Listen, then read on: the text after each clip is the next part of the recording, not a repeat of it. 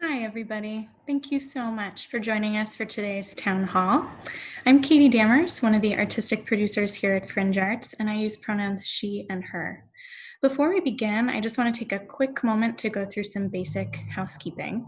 I know that many of you have probably been on Zoom before, but just in case this is your first time, this is the Zoom platform. Thanks for joining us here, and thanks also to everybody who's watching live on Facebook. We are recording this presentation for people who are not able to be here in this moment, and we'll be putting it on our website afterwards.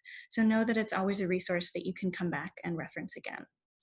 We're using Zoom in the webinar format today, and so anyone who's attending the Zoom or watching on Facebook, we can't see you or hear you, so your camera and mics are disabled. That being said, we do want to hear from you. This town hall is meant to be a discussion and a conversation. So you can communicate with us in a couple different ways. We encourage everybody to use the Q&A function, and for those of you in Zoom, that's at the bottom of your screen, and you can include questions there throughout the presentations. Raina Searles, our marketing director, will be answering those questions as she's able in text, and we'll be marking others to be announced. I will be doing the question and answer session at the end, and I'll be marking some for us to answer live. We'll do our best to get to as many questions as we can, but inevitably, we won't get to everything, and some questions may be a little too specific for the entire group. So we encourage everybody, if you have additional questions, to of course always reach out to April Rose, our Fringe Festival Artistic Coordinator, and also of course to sign up for our office hours. Myself, Zach Blackwood, another artistic producer here at Fringe Arts, and April are all working to do office hours every Tuesday from 10 a.m. to 12 p.m. The link is on your screen now, and you can go ahead and sign up, or you can also find that on our website.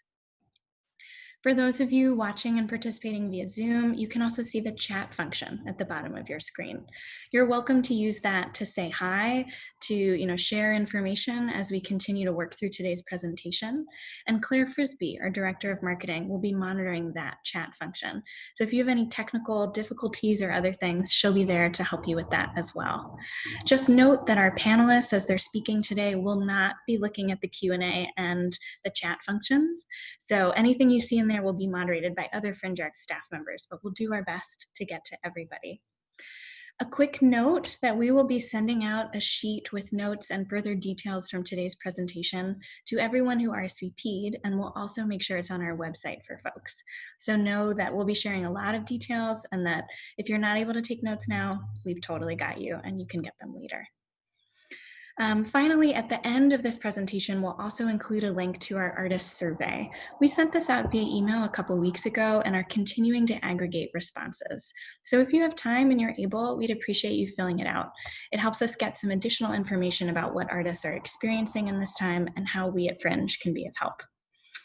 But to begin, I'd like to introduce Nick Stuccio, our president and producing director, who will offer us a welcome to get started. Thanks again for joining us. Thank you, Katy, so much. Hi, everybody. Welcome. I'm Nick Stuccio. As Katy said, I use he, him pronouns. I hope you're all doing well and you're healthy and safe. And thanks for joining us for this town hall.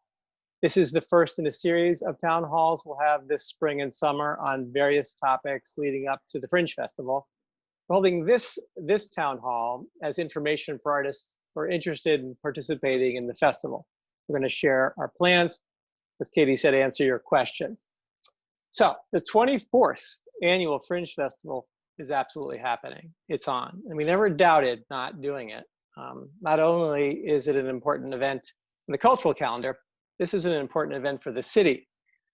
It kicks off the season, and it will set the tone for what's happening in arts and culture. And that is to say, it is as resilient, as innovative, and as vibrant as ever.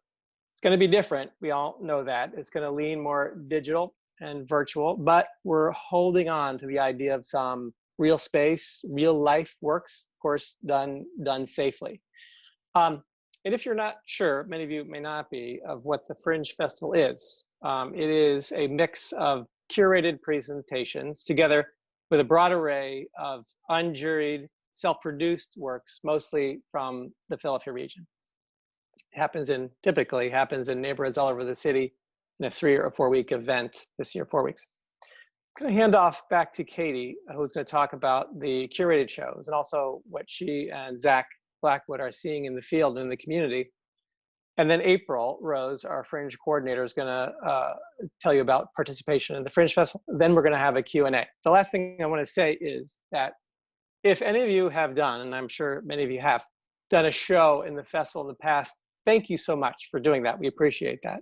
Anybody who's interested in thinking about doing a show this year, we very much appreciate that too. And we hope together with you, we make a great festival this year. So with that, I'm going to hand it back off to Katy. Awesome. Thank you so much, Nick. So I'm Katy Dammers. I'm one of the artistic producers here, and my right-hand partner, Zach Blackwood, would normally be with me. Zach and I work hand in hand on everything. We're the two artistic producers and run the programming department at Fringe. But sadly, Zach at the last minute is not able to make it today on video with us live, but know that he very much wishes that he could be here with all of us. I'm going to give a brief update to everybody about our curated programming and use that as a structure in which, we might think about the festival more broadly. This year we're looking at an expansive live and digital hybrid framework. We colloquially have been calling it a patchwork. It's going to be a mix of socially distanced and safe programming, which could be solo experiences and distance-based viewing. And it will also be live streams and digitally native experiences, works that are created very specifically for computer or screen-based interaction, whether it's using Zoom or other platforms like Discord. As always, we at FringeArts continue to audit the relationship between viewer and audience. And that feels increasingly relevant and in some ways even challenged in our context today as we reconsider in these unexpected moments questions around proximity, surveillance, witnessing, and perhaps most importantly, questions of liveness and relationship. As a result, our focus this year is squarely on local and domestic lead artists. And at the same time, this new landscape, particularly work in digital and online formats, provides some new opportunities to work differently across space. And so you can expect some moments of international collaboration within that as well. We're also interested in some possibilities for all of the programming of the festival to reach a different number of audiences, and audiences increasingly across the globe, as some presentations might not be as physically rooted in Philadelphia, particularly if they're happening online. And so we are also excited to be doing some exciting collaborations with organizations, certainly within Philadelphia, and increasingly across the nation and around the world. We continue to try to focus very hard on expansive opportunities for new scales of audience interaction with this model, thinking about our audiences here in Philly and also how that might shift in this new presentation model. And it's really important to Zach and I that we also continue to affirm for you all that this new patchwork format is something that is adaptive and flexible. It's seeking to be responsive to this moment. And it's not a replacement for seeing boundary-breaking work with a shared audience in a shared space. And I just want to offer, a moment for us to acknowledge that. I'm really impressed by all the many ways that artists continue to lead the charge, to innovate, to respond, to work in increasingly challenging circumstances. And we're excited to support that. And I also want to hold space for people who are bummed out and frustrated that they're not able to do work in ways that has worked very well for millennia, and that I do feel confident will come back.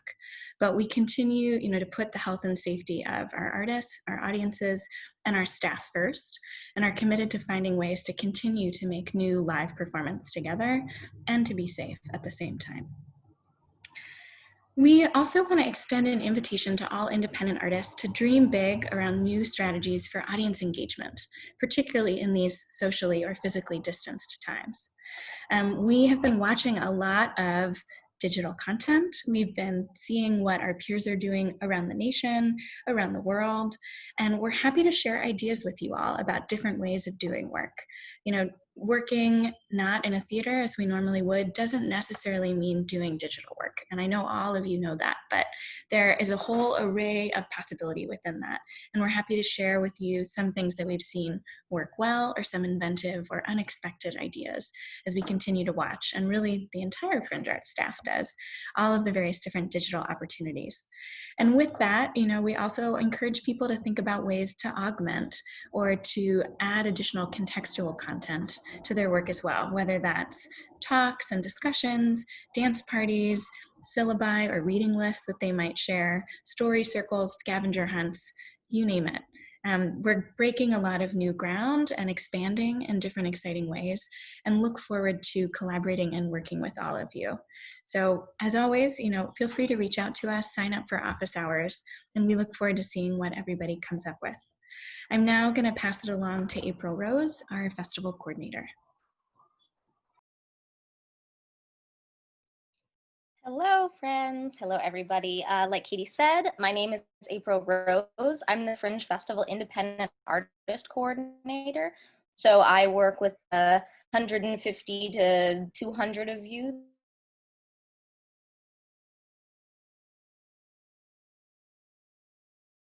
And I'm going to talk about ways that participate. So today I'm going to talk about ways that, let me switch over to our next one. I'm going to talk about the ways that independent artists can participate in this year's festival. I'm going to go over some things that we know for sure and some things that are still developing and changing. So one thing that we know for sure is that we've extended the registration deadline. The deadline is now June 15th. It was June 1st. So we've also pushed back some of the other deadlines to allow artists to get their information together. The reason that we've extended these deadlines is because we wanted to allow artists who had intended to present work in the usual festival format to edit their plans for the current situation. And since we've determined some clear pathways to participation, this gives artists a better picture of what participation might look like for them. So we're going to go over some of those today. Keep in mind that we've also reduced all registration fees to only $20, and this fee is refundable if you find that you are unable to participate by June 22nd. So we're not keeping this fee. This is not a normal registration fee. This is just a processing fee so that we can utilize our new and very exciting registration platform called Eventatron, which this is what Eventatron looks like. So when you log on to Eventatron and create an account, you'll find us under the Festivals tab, and you can register for the festival there. So after your registration, artists will choose from one or more presentation categories and ticketing options to support their performance or presentation. So this is a new section that I built into Eventatron, and you'll see all of these options there.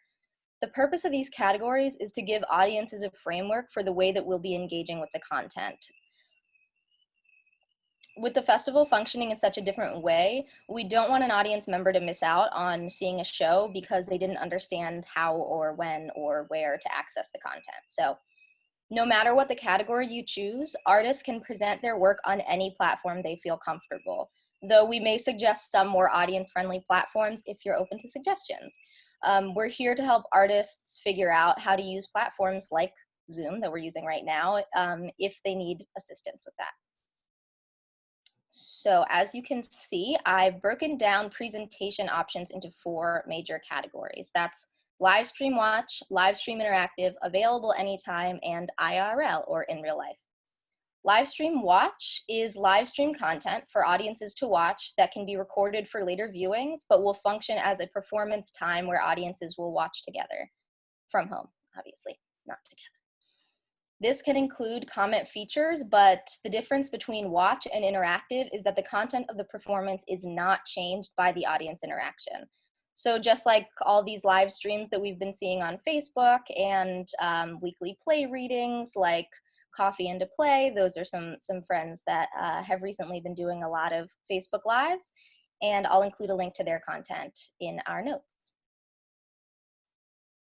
So the next option is live stream interactive. This is like live stream watch, but audience participation is required or encouraged in order for the piece to work. This may be via the audience's own webcams or some interactive feature. This can also include things like workshops. This year, we opened up a registration option for workshops to be in the festival, which we're really excited about, but things have obviously changed, but we still hope that people will present workshops in the festival. An example of some live stream interactive content is Jessica Crean's Chaos Theory. She's doing some really cool interactive digital work. We'll include a link to that as well in our notes.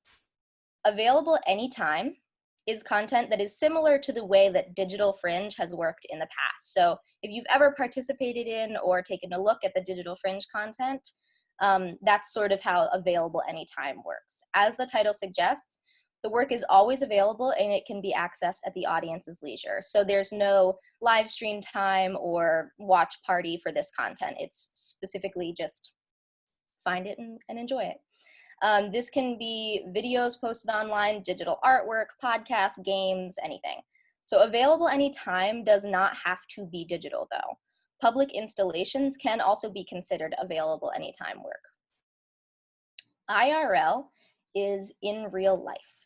These are safely, socially distanced performances or events that occur in person. We're going to go into this in a couple of slides, so just hold on because in real life performances are gonna look a little different.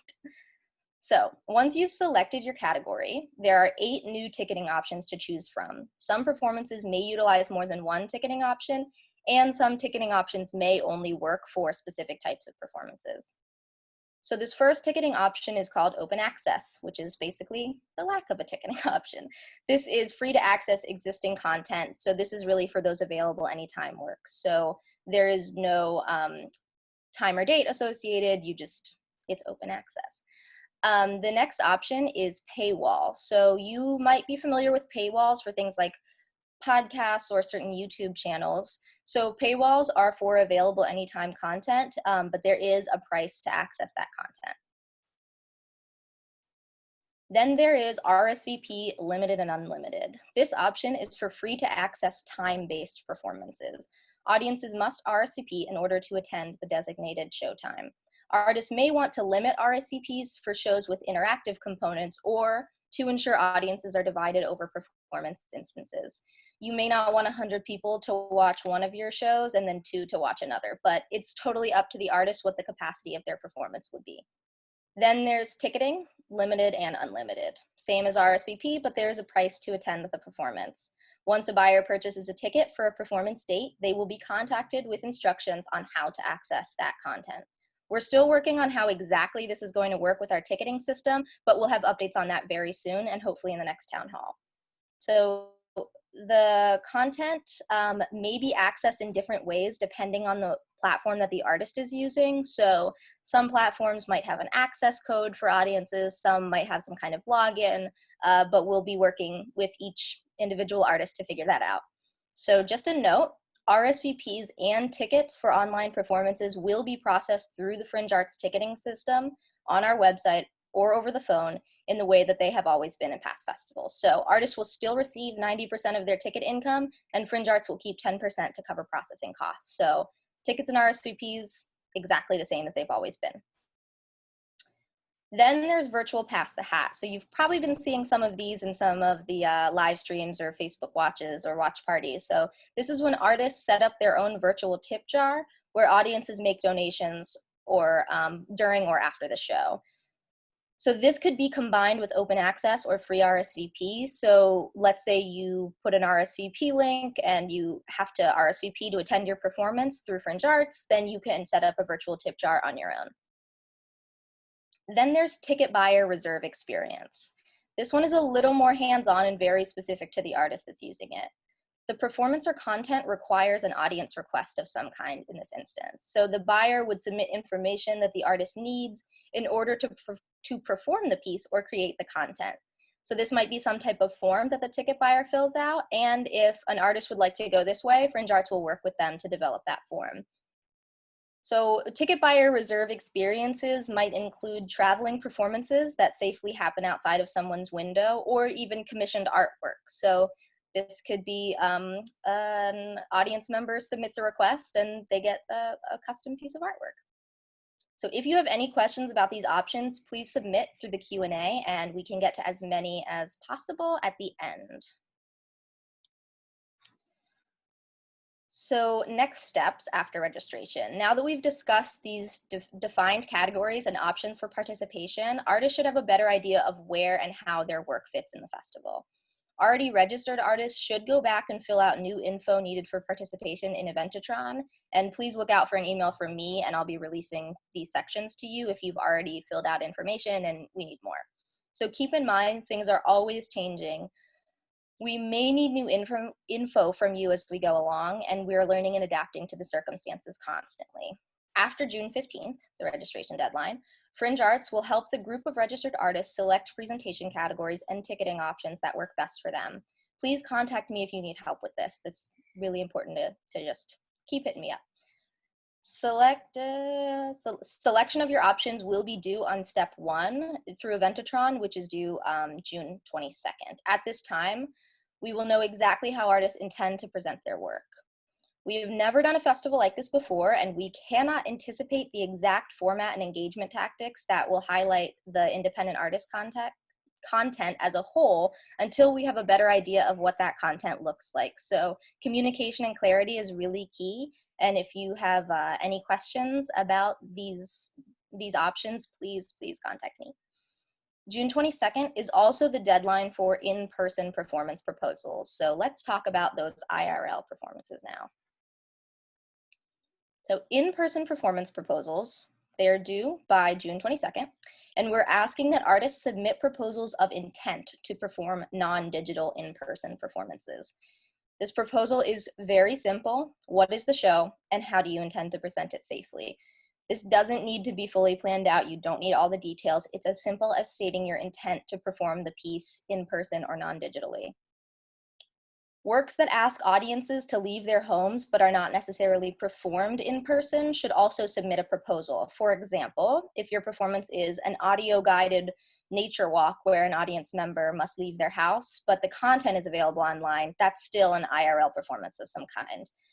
Anne Kreitman presented a very cool piece in last year's festival where you put some headphones on and the experience was entirely audio, but you were instructed to travel. So that would be an example of that type of piece. It was called Emergency Contact. We'll put the info in the notes. So after you submit your short proposal, FringeArts will be notified and will contact you and begin advising on planning the piece. You may be advised from the beginning that the work will not be safe enough to present in the festival and may be asked to edit your plans or wait to present this specific piece in a safer climate. So this all depends on your specific piece, and we start that conversation once you submit that proposal. We do not want to turn anyone away from the festival, and we are not here to control or censor anyone's artistic practice, but the safety of artists and audiences, as well as public health, is taken very seriously. So we're not trying to rain on anyone's parade, but we do need to be really careful. We also don't want artists to invest time and money in work that ultimately may not be able to happen, so we want to start this conversation really early. So when an artist submits the proposal, this is not a confirmed registration of the piece. It is simply a statement of intent to potentially present an in-person piece. These shows still run the risk of last-minute changes or postponement. Sorry. And FringeArts will closely monitor the progress of these works via regular updates and check-ins with the artist. We will be utilizing CDC, city, and state guidelines in order to advise these performances. Though FringeArts will be providing guidelines, the artist is still the self-producer of their work. Again, proposals are due through the registration platform from artists by June 22nd, so register by the 15th and get the proposals in by the 22nd. If you're planning on a digital presentation, you obviously do not have to submit this proposal. You'll be asked if you're going to submit an in-real-life performance, just say no. If you have general questions about this, please add them to the Q&A, but if you have specific questions about your piece and your proposal, please email me to set up a meeting. Okay, before we move on, we have some additional updates. So first is about the guide. There's probably a lot of questions about the guide. So the Fringe Festival guide will not be the same guide we're used to, and we're still developing what this new print piece will look like. The way this piece looks is somewhat dependent on the information that we receive from the artist and the amount of artists that participate in this year's festival. There will also be no ads in this year's print piece, so that's a big change. Artists involved in the festival this year can also expect a higher degree of representation in our marketing content than in past years. All independent shows will be incorporated in our marketing, social media plans so that each artist is featured and highlighted. Again, please be in communication with us so we can work this out with you, how to best highlight your work. And last, we are working on an option for artists who are unable to record or live stream their performances at home or in a safe location. Some artists will be able to come to the Fringe Arts building and safely record their performances in our theater or safely live stream the performances in our theater, depending. We are still working on exact details for this program, and we will have limited slots. So keep a lookout for more information and an application to take advantage of this option. Contact me if you have more questions, and we will have updates about this in our next town hall. So to recap, registration closes on June 15th. The majority of the festival will be digital, and all digital presentations can be confirmed. Artists will select from the new categories and updated ticket options by June 22nd. Artists proposing in-person work by June 22nd will be in close contact with Fringe Arts and may have to cancel performances depending on the conditions at festival time. Cancel or edit to possibly a digital format. Things are changing constantly, and artists and Fringe Arts will have to work together to create a new, safe, communal festival experience that brings us together even though we may still be in our homes. Our next town hall with even more updates will be on June 11th, and in between now and then, please contact me with any specific questions, and I'm here to help. Great, thank you so much, April Rose. So I'm going to help moderate the question and answer section, and I'm going to invite Nick Stuccio to join us for that also. And so I'll read questions that we've received either through the Q&A section or for folks who've written questions on Facebook if they're watching on that platform, or if people have submitted them in advance. Thanks especially to folks who did that. So I'll go ahead and read the question aloud, and we'll do our best to answer as many as we're able in the next 30 to 40 minutes or so. And then, of course, you can always reach out to April to schedule an individual meeting or sign up for our office hours. And April, myself, and Zach can offer some individualized feedback. So for our first question today comes from Sam. How will Fringe Arts provide the links to the independent artist live streams or digital content? Will all of this be available or hosted on the same platform? Or do we plan to link to artist content wherever they are individually hosting it? So April, maybe you can answer this one. Yeah, that's a really good question. So because we're not dictating any specifics around what platforms artists use, there's no requirements. We can't really put them all in one central location, except for the fact that our website will be where all of those links are accessible. So our website will basically be like a TV guide for all of that digital content, and we'll make sure that audiences are aware of when time-based instances are occurring. Awesome. Thank you, April. So our next question comes from Lauren. For in real life pieces, is Fringe Arts able to help independent artists navigate permits, say as might be related to COVID, if the city ultimately comes out with that, or in general, related to performances that might take place in a public space like a park? That is a really good question. I think, Katy, you can probably jump in on this with me because we do have some partners in the city that will be able to help with those permits, and we can certainly advise. Though Fringe Arts will not be getting those permits for you, we will absolutely be able to advise on permits. Of course, if permits are given at that time will depend on the conditions. So we'll have to all keep very, very on top of the changes. Well, let me jump in to April and say, you're right. We certainly have done that before, and we know the pathways in and the right people to talk to. Things may be a little different now at the city, given staffing changes there, but we could certainly start you on a good path. Yeah, we're committed to trying to figure out, particularly for any permits, if we ultimately move in that direction. We're learning more from the city every day around, performances that might happen in a socially or physically distanced mode. We're working, very avidly to try to figure out how that will happen and what process might be related to that. And we do hope in a further town hall to be able to share more details as the city even knows them. Okay, our next question comes from an individual, and I'm sorry, I'm not able to pronounce their name. So this question reads, live performance tickets for Fringe shows have been anywhere from $10 to $40 to free. How much do you anticipate independent artists should charge to see a digital video? And more broadly, I would add to this question, what does ticket pricing look like this year? We're in a different situation now. Mhm.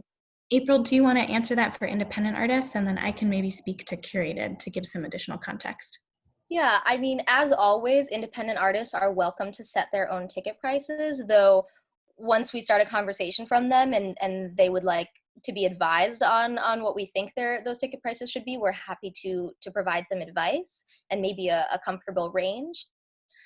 Because we've never charged tickets for digital performances before, this will be kind of a new journey, and I think we'll have to do some research on some of what the other festivals are doing. Thanks, April. What I'm seeing from our peers in other cities and in also other countries, and particularly for digital work, is that the trend seems to be that digital shows that have a ticket price attached to them often are not attended as much necessarily as things that are offered for free and then asked for a suggested donation or a sliding scale, a pay what you wish. That being said, of course, we want artists to get paid, and your work has incredible value. And so that is something that everyone should consider and make the right choice for them and the specific needs of their piece. I will say we're continuing to think through ticketing for the curated slate of programming that Zach and I are working on. But overall, we are anticipating having much more free content and free shows this year and offering things at significantly lower ticket prices, also in light of the economic climate. So I'm going to take one of our questions now from Benjamin, who submitted this in advance. And he asked, what would cause the Fringe Festival to cancel? Is there a world in which it's ultimately canceled later down the line? Nick, do you want to take this question?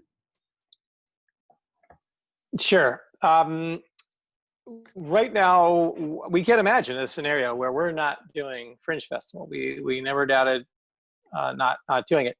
I guess if there's a bad scenario is a terrible resurgence of COVID, and we are back to, not in yellow, and we got to go back home. Digital in that scenario, that would be terrible, but digital will happen, absolutely. So unless the internet blows up, which is not going to happen, we're going to do the festival. Thank you, Nick. That's helpful. Our next question was submitted on Facebook. Will FringeArts be sharing specific guidelines for IRL or in real life performances? If so, when will those guidelines be available? April, do you want to speak to that? Yeah, I think that's a really good question, and it's one of those questions that unfortunately we don't have the clearest answer to because guidelines are changing all the time. What we will, I believe, do once we get all of those IRL applications in and have an idea of what artists are gravitating towards, we'll be able to set some general parameters and then update those constantly as the news changes. Thanks, April. I'm going to take another question from someone who submitted in advance. Thanks again for folks who did that. This one comes from Nick. In light of the application being pushed back, independent artist applications are now due June 15th in about 2 weeks. To what extent might other deadlines be pushed back? April, do you want to answer that? Certainly. My internet connection. Am I good? Can you hear me? Yeah, go ahead. Okay, so as we discussed, some of the other deadlines have also been shifted slightly. So the June 15th is the new registration deadline. June 22nd is the new step 1 deadline, which is the artist and company profile, as well as those proposals. So not only have the deadline shifted back a little bit, the information that we're collecting has changed as well. You can find all of those new deadlines on the artist resource section of our website, and they're reflected in Eventatron, which is the registration platform. Awesome. Thanks, April. We have received a question from Greg. Do you anticipate curating more local artists this year? It's a great question, Greg. I'll go ahead and answer that one since Zach and I work collaboratively on the curated slate. For many reasons, yes, we're anticipating working with more local artists. You know, working with international artists has always been one of the hallmarks of the festival. We're excited to be finding some inventive ways to do that this year, particularly using our digital platforms. But given, you know, the uncertainty of this period and, you know, national restrictions on travel, there are a number of reasons why we are going to be working with more local artists. And I think in a time when, unfortunately, you know, arts funding in this city is imperiled, it's all the more important for us to support our local artists, and we're happy to be able to do that.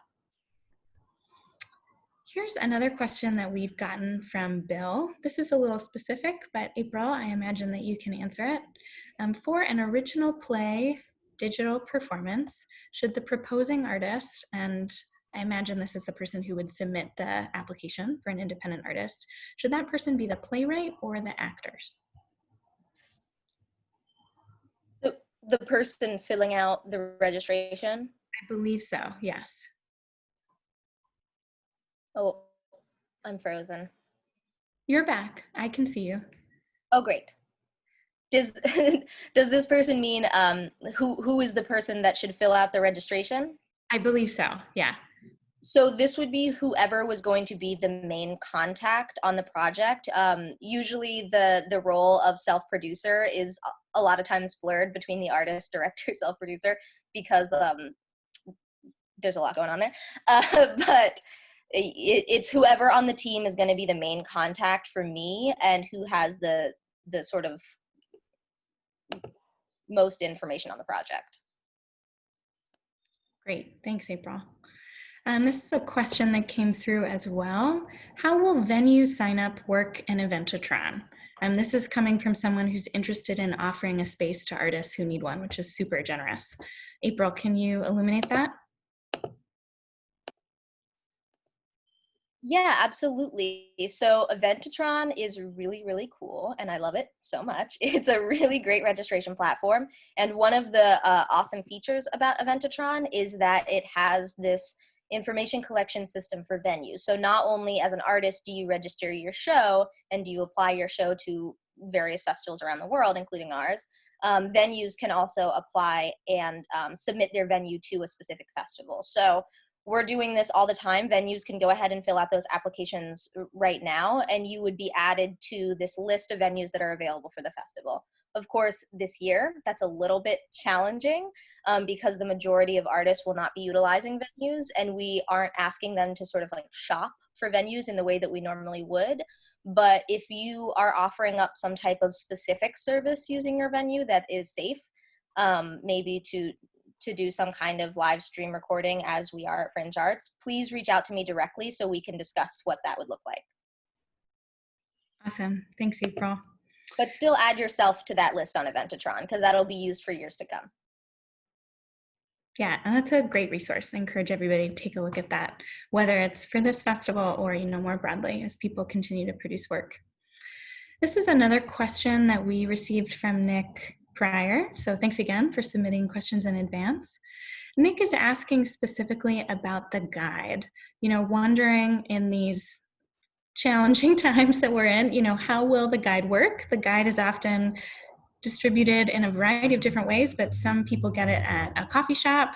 If restaurants or coffee shops won't be open, how might people access the guide?